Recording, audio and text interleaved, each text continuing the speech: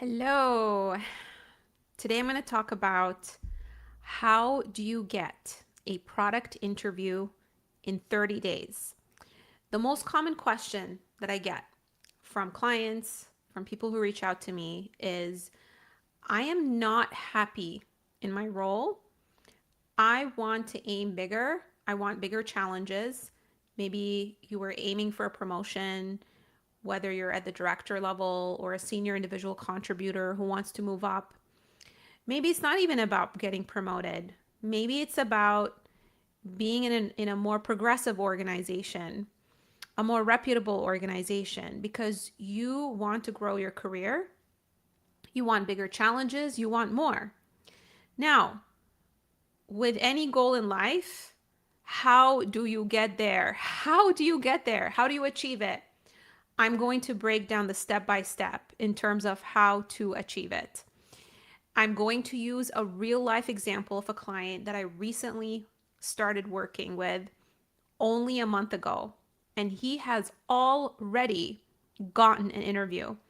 And by the way, this is not like an easy case because this client has been a founder for 6 years. He had his own company, a coaching business, and he had no idea how to translate his experience to a role out there. And after some soul searching and working with me, we decided that a product role would be the right fit. So, how did I help him get the interview in just 30 days? Because I hear a lot of things about, oh my God, it's impossible to get an interview these days. I have to apply to hundreds of jobs. And if you are a senior professional, honestly, especially if you are at the director level, you don't have time to apply to like 1,000 jobs. That's ridiculous. But the other barrier, and what people may have been advising you, is you need a referral, you need a network in order to be able to get into these organizations. No one is going to hire you if you apply cold. And that is not true. It is absolutely not true because this client applied cold. He only applied to 30 jobs and he ended up getting an interview within only a month of working with me. And by the way, he did not apply for 30 days. He actually only started applying for a week and he got the interview. So let me break it down. The first thing that I wanted to say is when you are applying for jobs, it can be very difficult on your nervous system. And what you tell yourself is when you get rejected that maybe I'm not good enough, and this is why I got rejected for the opportunities. That rejection makes you spiral. It causes you to doubt yourself. It causes you to think that maybe you need to apply to a more junior role. It could confuse you and make you start shotgunning and applying to all kinds of roles. And it could create an analysis paralysis where you start like questioning, oh my God, what do I enjoy doing? Am I even good at anything? And sometimes when you've attached your identity to a specific role, maybe you've been doing the same role for the last 3 years, 4 years, 5 years, 10 years, 20 years. You build an entire story that that's all you can do at that organization, at that role. And so this client was going through something similar. He wasn't in corporate, he had his own business, but he attached his entire identity to that business and he thought that there's nothing else he could do but his business. And it was just very difficult for him to shed that and to actually figure out outside of this business who the heck he is. So here is the first thing that we worked on. Knowing that he had spent more than 6 years building a dating coaching business. Where we started was I looked at his career archetype assessment. So, what does that mean? In my program, when people work with me, I have a career archetype assessment. And that career archetype assessment classifies what your professional archetype is. Every person has a professional archetype. Some of you are builders, some of you are more on the strategic side, some of you are innate coaches. Doesn't matter what your level is, whether you're senior individual contributor, director, VP, you have a specific archetype that pretty much articulates your value proposition. And so, how I figure out my clients' archetypes is we go through their entire professional history. I dig through their story and I look at some of their leadership values. I pull all of that together and I pretty much identify what they are meant to do in their career. Not just based on what they love doing, but what comes naturally to them. And this is beyond, titles and things like that. I'm not a huge believer in helping people figure out what their calling is and what their target role is based on title. I actually look at your skill set and the value that you create for organizations. Based on that, we do the translation and figure out what role is the right fit. So with this client, I dug into his stories. One of his stories was he is such a builder. He loves building things from scratch. It's almost like Lego pieces. And he also has parents who are teachers. And so he has this natural ability to teach concepts to people. He's a very great communicator. He's good at connecting the dots. And when I looked at what he did in his business, a lot of what he did was conducting customer interviews, analyzing patterns from thousands of, conversations that he's had, building an entire curriculum for his clients, developing and iterating a scalable customer experience, changing his product based on the customer feedback. So when I looked at all of that and pieced it all together, we removed the doubts in his mind that he could not pivot into product.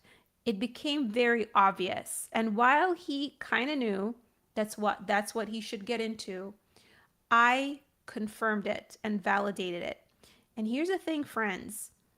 When you have someone external and neutral who is experienced at understanding what each, I've worked, with over 1,000 professionals, and I've helped over 1,000 professionals identify their niche and land roles that are aligned with who they are.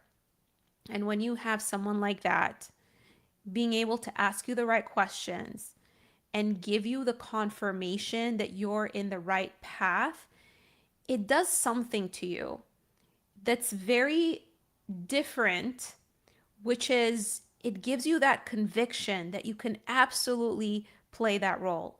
And I see this all the time in highly ambitious professionals is what keeps you from applying to jobs and what keeps you from converting your interviews into offers is that lack of conviction. You might logically tell yourself that I can do this role or I'm going to fake it till I make it.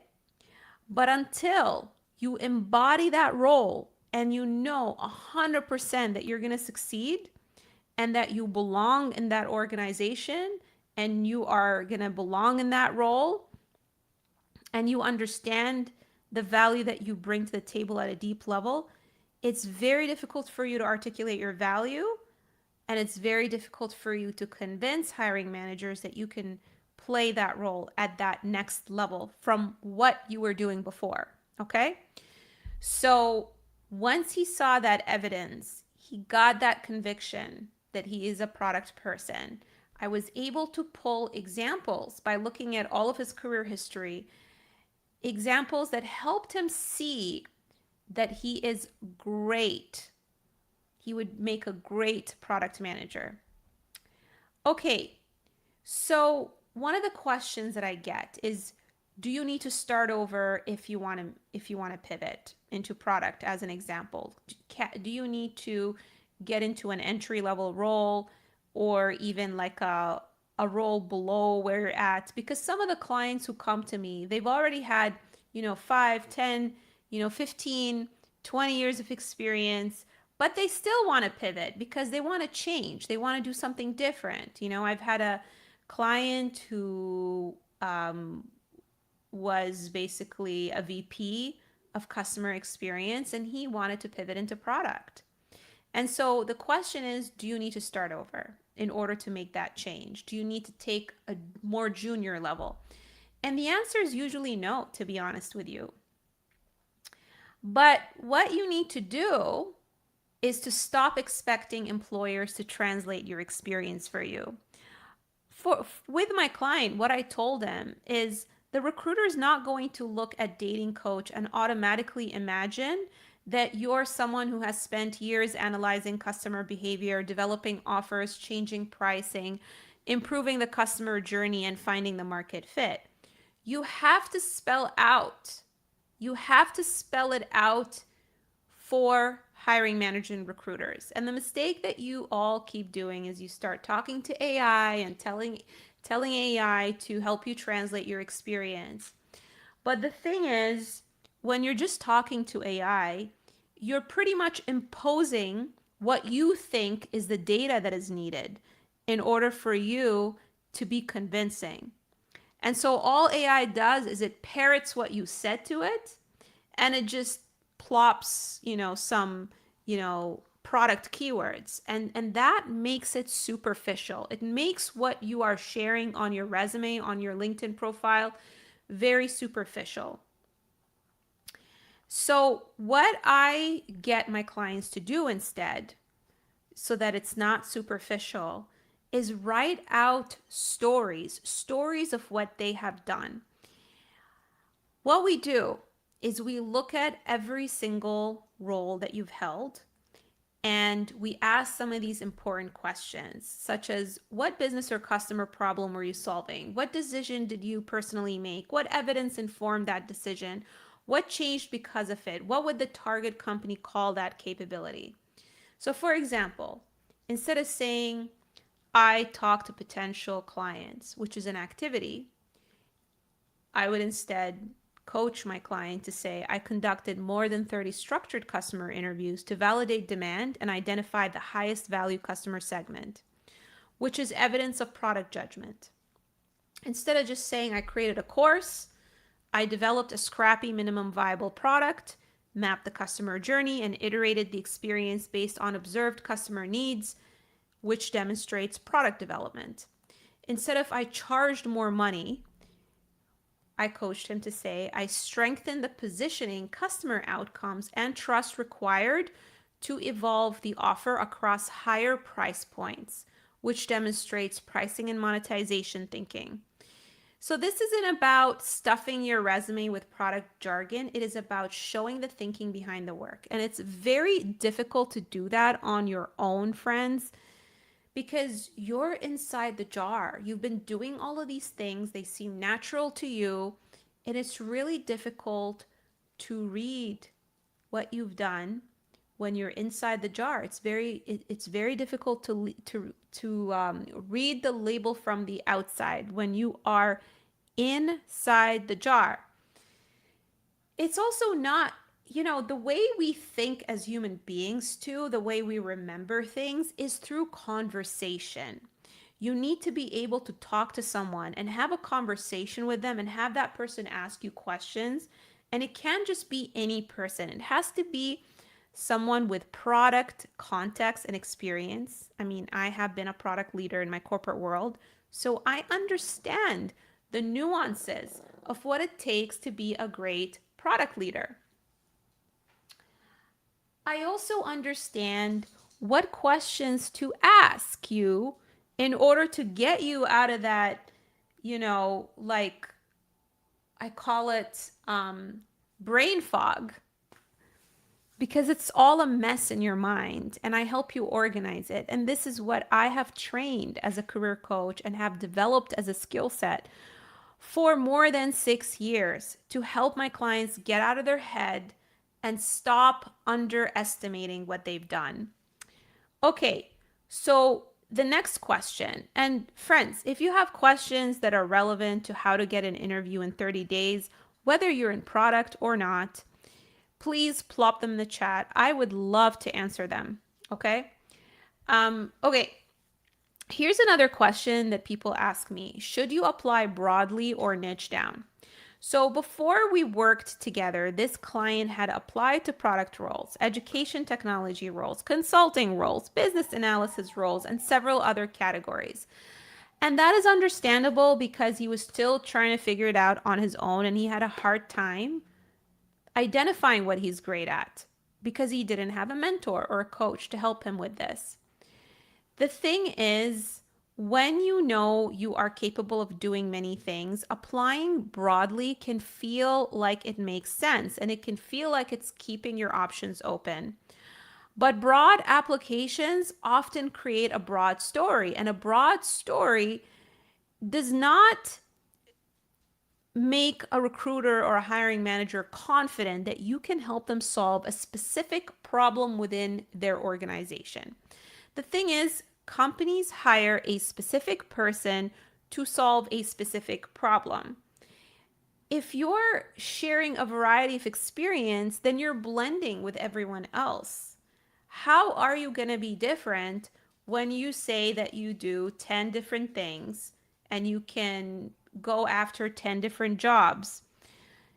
This is something that I feel like I'm a broken record saying, but think about branding 101. Any product that you love that is successful in the market, whether it's the iPhone, whether it's the Apple Watch, whether it is, I don't know, your favorite ice cream, why do you pick that product and not another product? It's not because the product markets itself as providing you every single feature out there. It's because it differentiates itself as a product that is exceptional at a particular thing. So for example, iPhone is not going to try to say that it's the phone for everyone. It is very specific at targeting people who are generally not extremely tech savvy and love aesthetics, right? Android will try to say that it has a great battery life and it's more about practicality and it's more geared towards developers who like to tinker, with basically the actual device, versus iPhone are for people who are not developers, who don't want to tinker, with basically all the apps and things like that. And they just want a simple aesthetic and they care about appearance. So products that you really love, don't try to be like everything for everyone. And so that's the same for you as a professional. If you come across like you could fit into any company in any job, then no one is going to see you as a fit. Okay, the thing is, the employer needs to be able to tell what problem they should hire you to solve, what level you belong in, why are you interested in this particular role, and what evidence makes you the best candidate. So with this client, we started concentrating the story around product while remaining open to product adjacent opportunities. And we realized that one of his, superpowers is monetization and pricing. And so here's what happened. I niched him down so much. And at the beginning, he didn't want to niche down. He applied to 30 jobs, did not get an interview. After one conversation with me, and after recommending that he niches down to pricing and monetization and focus on dating products, guess what? The next day after our call, he got an interview at Bumble.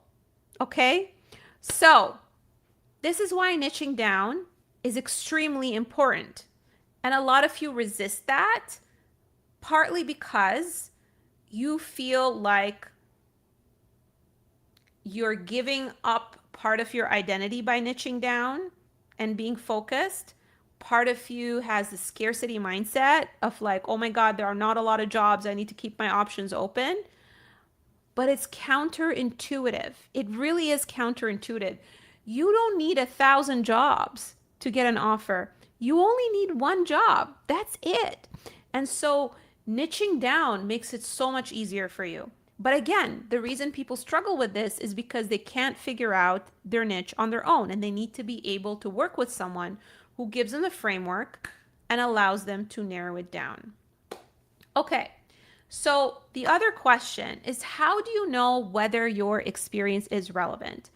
Many people compare titles.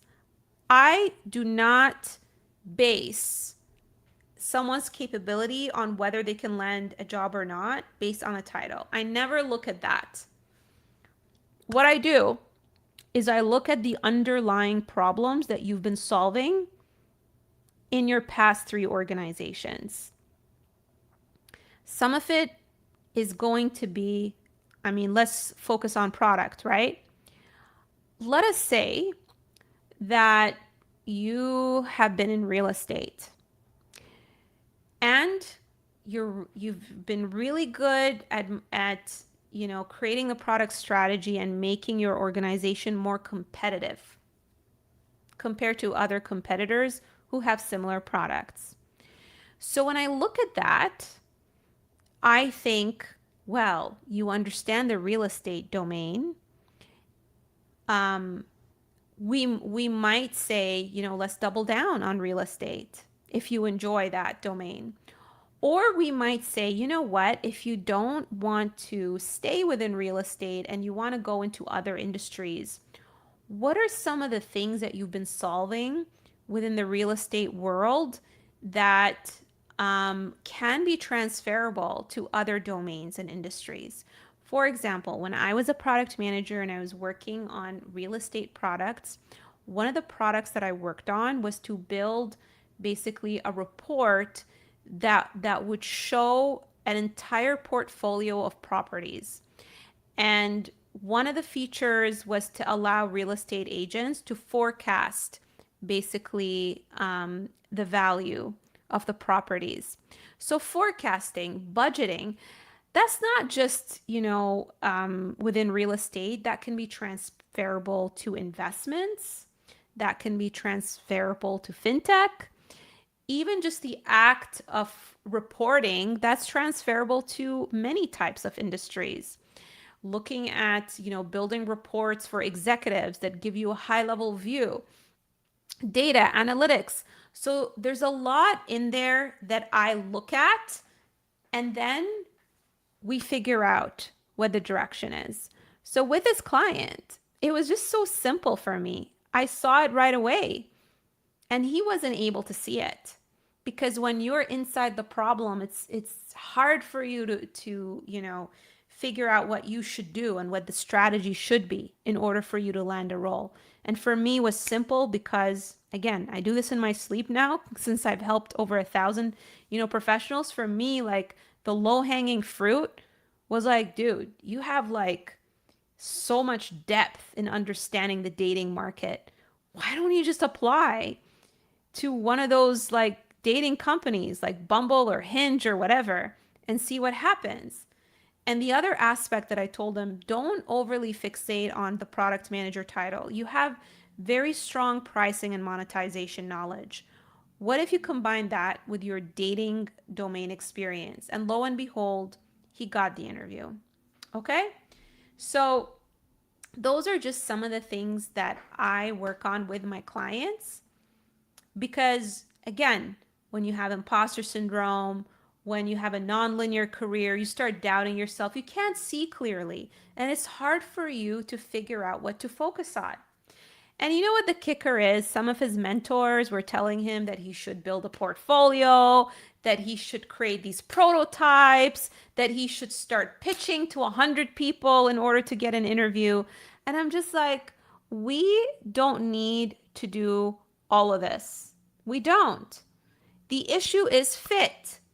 And all we need to do, I said to him, is target the right organizations and you'll get the interview. And guess what? Lo and behold, the resume that we worked on, he applied cold. He didn't have to network. He didn't need a referral, and he got the interview right away without a portfolio and all that headache. So that's the thing. You need a streamlined strategy. And some of this advice out there is making you work hard, put in way too much wasted effort, and it doesn't yield into interviews. This is why people are mad, because you're getting this wrong advice on doing so much by all these people on LinkedIn telling you that you need to jump through hoops, do all this stuff, and it's meaningless. More effort does not translate to results. The right strategy translates to the right results. It's kind of like going to the gym and you have poor form, you're using the wrong set of weights, and you're just doing this like 100 times. If I just do this 100 times, am I going to lose weight? Or if I take a weight that's like 20 pounds and I have proper form and I do the shoulder presses to the point where my muscles are exhausted, and all it takes me is 8 reps instead of doing this 100 times, right? So this is literally what you guys are doing when you're applying to hundreds of jobs. You're applying left and center. Your positioning is off. You're not telling your story in great depth. You're not talking about the products that you've built. You're not telling the story behind the product that you've built correctly. It's exactly as if you're doing this 100 times instead of just, lifting heavy and just doing 8 reps.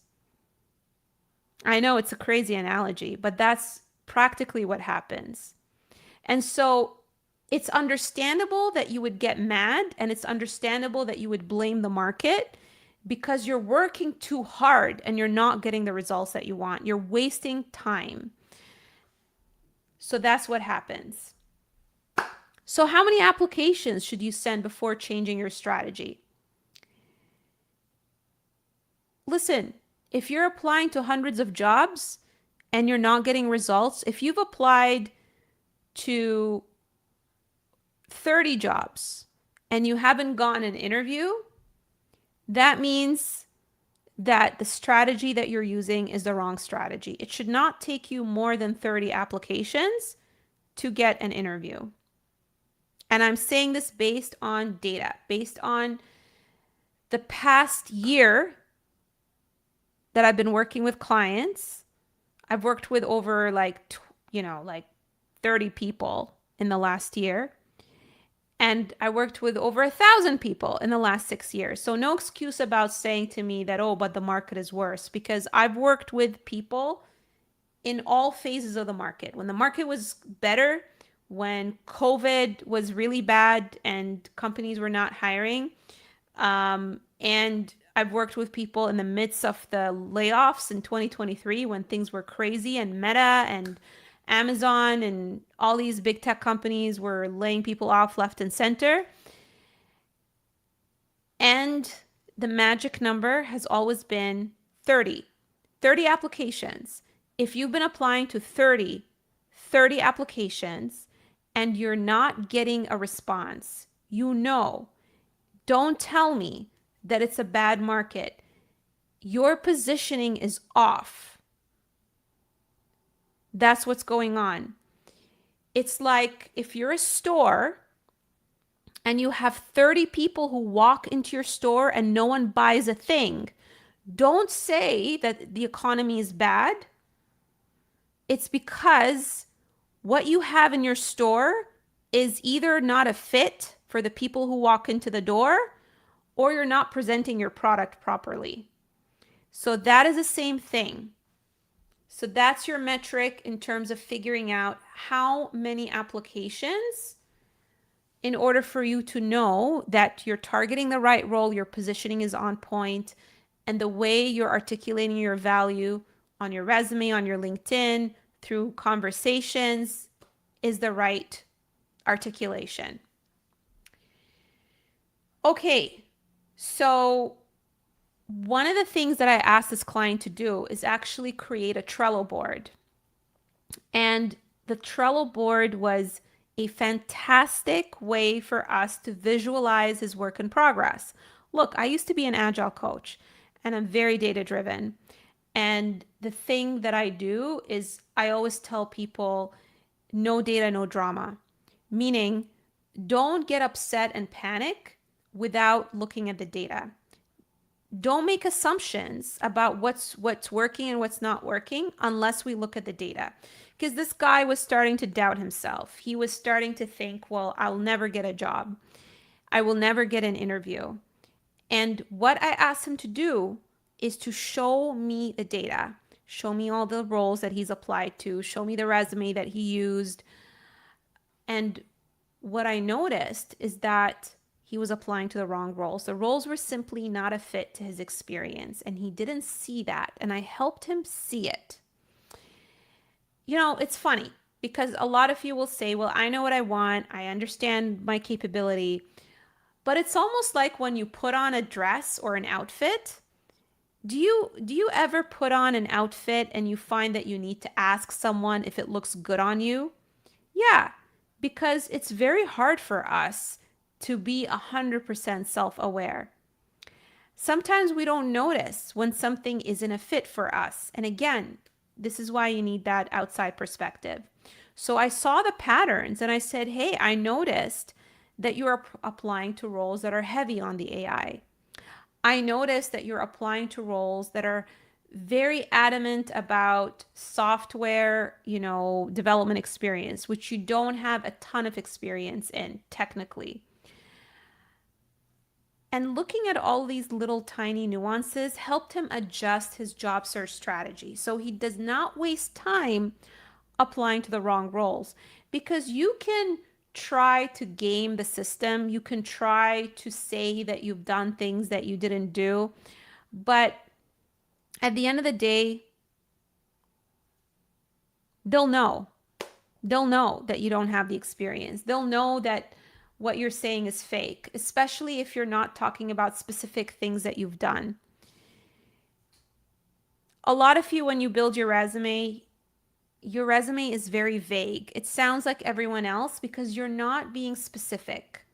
You're not telling a true story.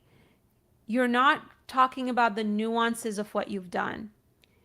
And that is why you don't end up getting selected for interviews. And when you try to apply to roles that are not a fit, this is where the vagueness becomes worse. Okay, what if you still do not believe it will work? So when I work with clients, in our first call, like there's a lot of doubt. I don't know if this is going to work. This is very emotional. You're making a change in your career. You want to stretch yourself, but part of you isn't sure if it's going to happen. And that fear is normal, especially if you've tried doing this before and you've tried applying before and it didn't pan out. It's kind of like a patient who's been sick for so many years. They've tried all kinds of medication and then they find a doctor who's really talented, but they're still doubting if that doctor is going to help them. They're going to say, well, maybe I'm different. Maybe I'm not curable. But the reality is you're only feeling that way because of your past, failed attempts. And so there needs to be an element of belief.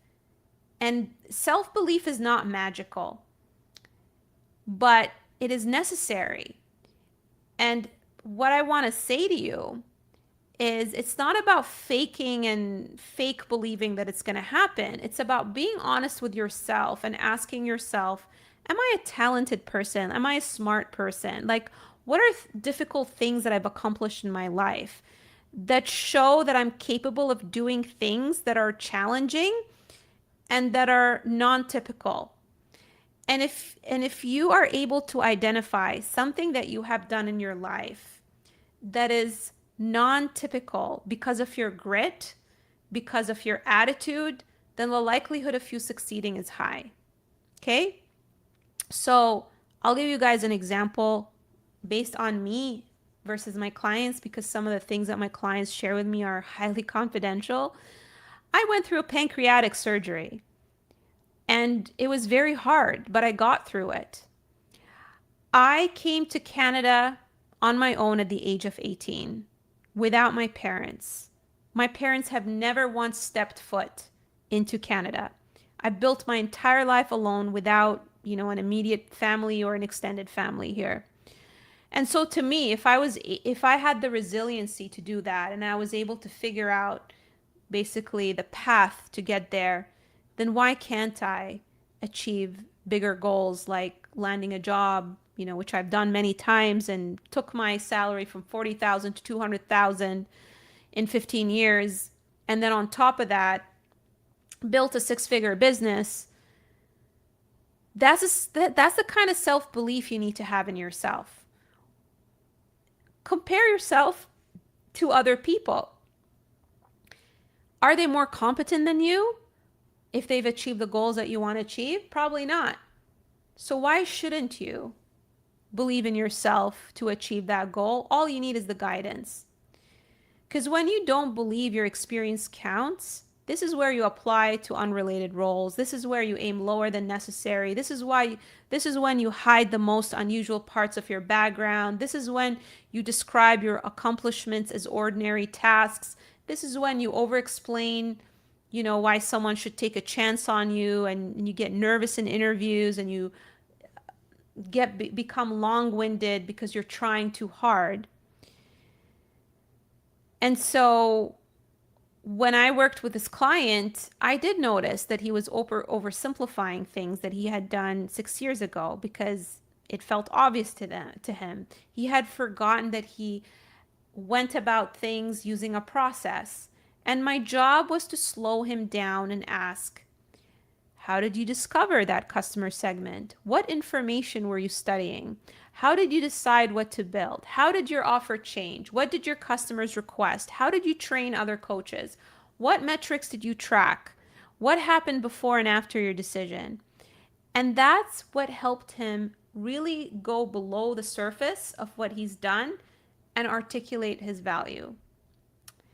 Okay, so I want to quickly summarize the 5 things that help this client succeed and get an interview in 30 days because I want you to implement it. Number 1, we stopped treating him like an inexperienced career changer. He's not starting over. He has years of experience. He was an experienced founder, learning how to express his work inside a corporate model. And that distinction changed the entire strategy. Some of you discount what you've done in the past and feel like you have to start over, and that's not necessarily true. The second thing we did is we translated his experience into product and commercial language. We did not invent experience. We uncovered the process underneath the work that he had been minimizing. The fact that he was conducting customer research when he was building his business, which is something that we do in product. Segmentation, product development, pricing, positioning, team management, customer journey. We identified all of those things and we articulated them using product language. Some of my clients have trouble putting words to what they've done, and my job is to help them put the words to what they've done. The third thing is we chose a clearer market hypothesis rather than applying to random roles where he could theoretically do the job. We concentrated the story around product and product adjacent opportunities where he had specific skill sets, such as pricing and monetization. We built a feedback system around the search. The applications were not just random submissions. We inspected the role, the fit, the positioning, the response, and whether that resulted in an interview or not. And we use that information to iterate and to sharpen the strategy. When the market gives you information, you use it. You don't keep repeating the same strategy for 5 months and hope something changes. No. And then you don't just say, oh, it's because the market is bad. You need to take ownership. If you don't take ownership, nothing is going to change. Yes, the market is always going to be bad. It's going to be worse. And so what do? You control what you can control. The fifth thing is we prepared him to speak the language of what he's targeting.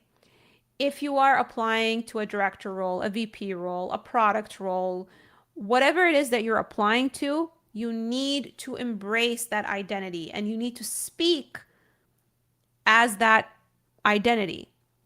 So some of the things I encourage him to do is immerse himself in how product leaders think and communicate. Listen to product conversations. Study how product leaders describe strategy, roadmap, customer problems. But the biggest thing was me challenging him. When my clients identify their ideal role, I get them to build their story using a specific framework that I share. And once they do that, we sit down and it's almost like an interview that I do. I ask them about every single thing that they've done in the past 10 years. And that brings out the conversation and makes it more natural. And that is what we use to build the resume, because you want the resume to kind of feel like a story about your career.